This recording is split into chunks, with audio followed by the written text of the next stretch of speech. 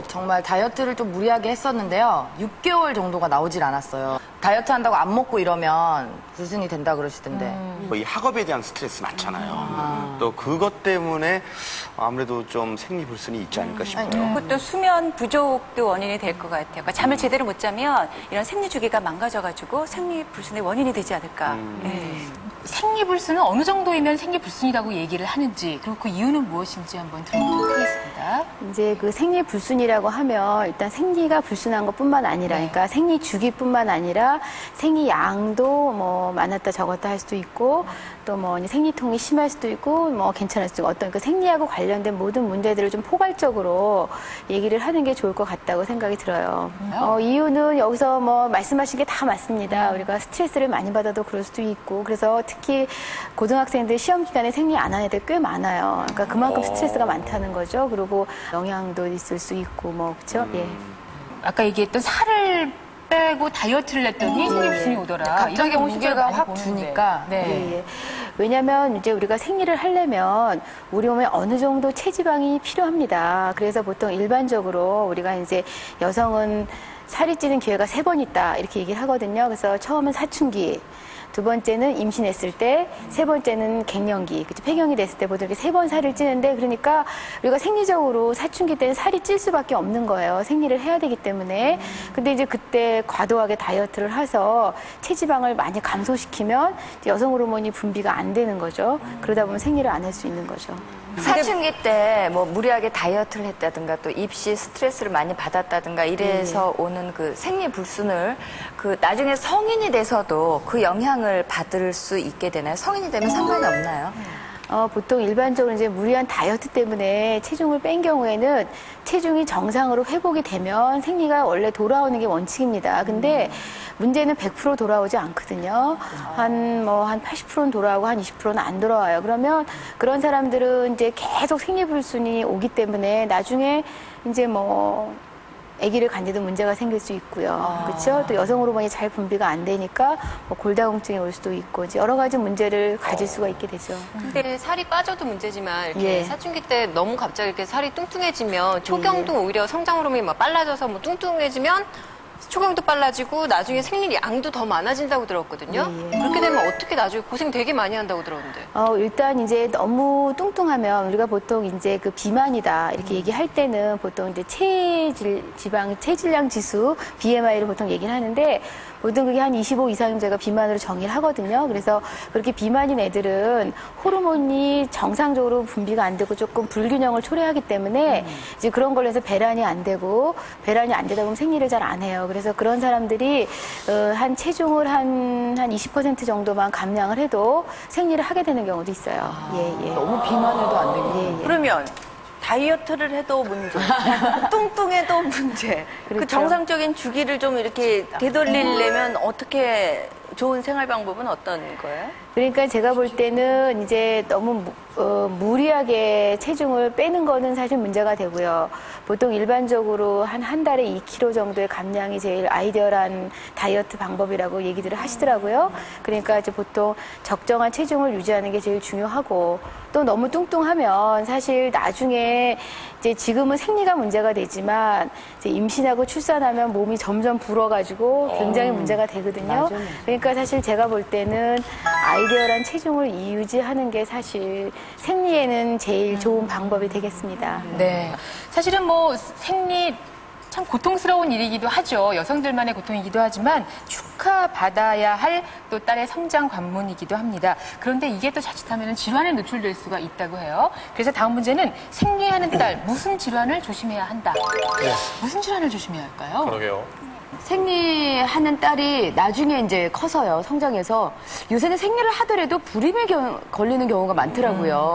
그래서 혹시라도 정말 아이를 못 갖지는 않을까 하는 그런 걱정도 생길 것 같아요. 이제 성장하면서 사춘기 시절에 그 원치 않는 임신이 됐을 때 사실 노심초사거든요. 그런 거는 또 어떻게 아이들한테 좀 방지하고 예방해야 되는지. 네, 그래요. 아이가 성장하면서 기쁨이 함께 있지만 참 걱정들도 많아집니다. 그렇죠. 어떤 걱정을 해야 할지 한번 살펴볼게요. 열어볼까요? 네.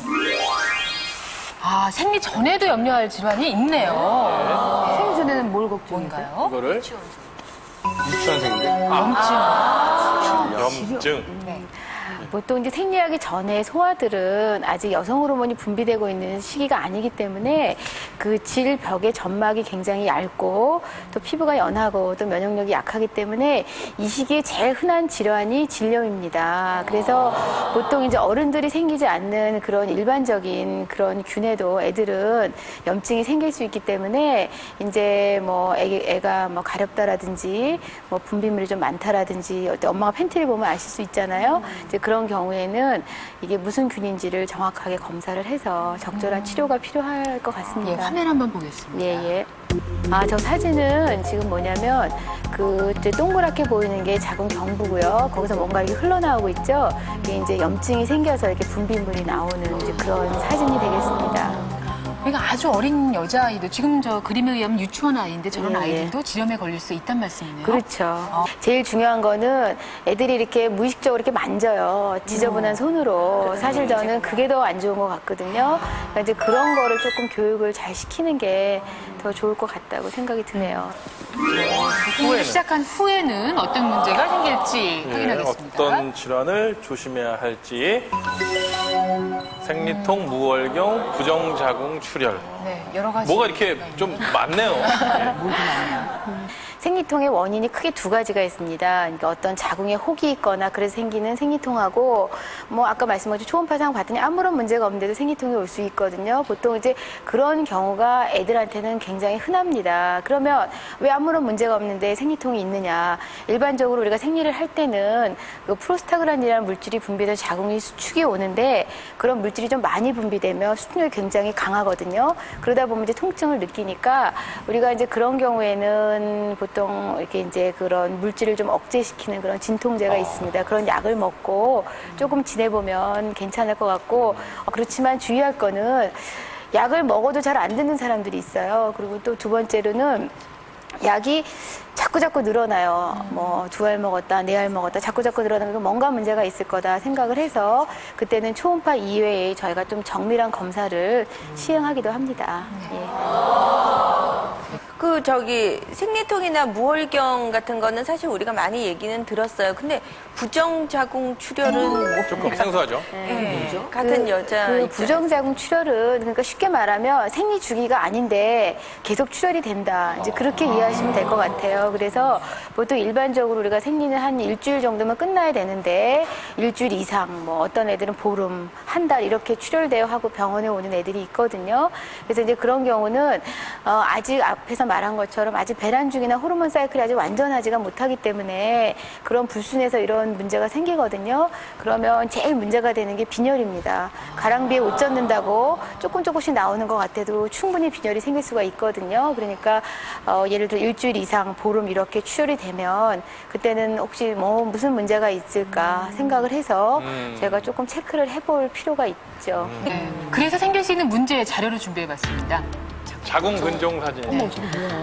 아까 이제 말한 생리통의 원인 중에서 제가 대부분은 별 문제가 없다고 했지만 저렇게 자궁에 혹이 있어서 생리통이 굉장히 심한 경우가 있어요. 그래서 저런 경우에는 우리가 빨리 발견하면 수술을 제거해서 나중에 아기 갖는데 크게 문제가 없으니까 제 생각에는 이제 생리통이 심하다 그러면 병원에 꼭 와야 되는 이유 중에 하나가 되겠죠. 예. 그리고 또 다른 자궁암. 저거는 자궁 경부암은 일반적으로 이제 성관계 경험이 있는 사람들에게만 올 수 있는 병입니다. 근데 이제 점점 어떤 그런 연령들이 자꾸 빨라지니까 뭐 출혈이 된다거나, 그러니까